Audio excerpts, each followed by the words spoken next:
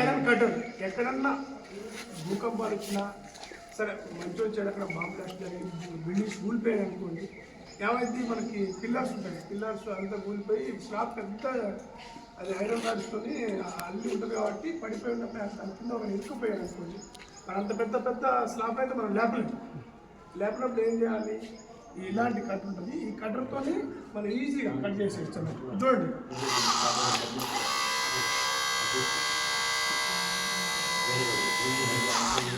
ఇది వచ్చేసి iron cutter and plus beam cutter. ఎంత పెద్ద బీమ్లు కూడా ఈజీగా కట్ చేసేస్తారు. కట్ చేయడం వల్ల ఇంకోటి ఏంటంటే దీనివల్ల ఎక్కడైనా వెహికల్స్ యాక్సిడెంట్స్ అవ్వాలనుకోండి, దాంట్లో చాలా మంది ఇరుక్కుపోయినప్పుడు ఏమవుతుంది, ఈజీగా దీన్ని అందులో పెట్టేసేసి ఓపెన్ చేస్తే ఆటోమేటిక్గా ఇలా ఉండటం వల్ల ఏంటంటే ఓపెన్ చేయడం వల్ల ఈజీగా ఓపెన్ అవుతుంది.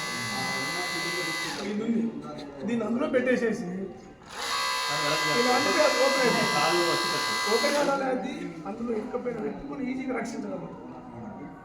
అదొకటి. ఇంకోటి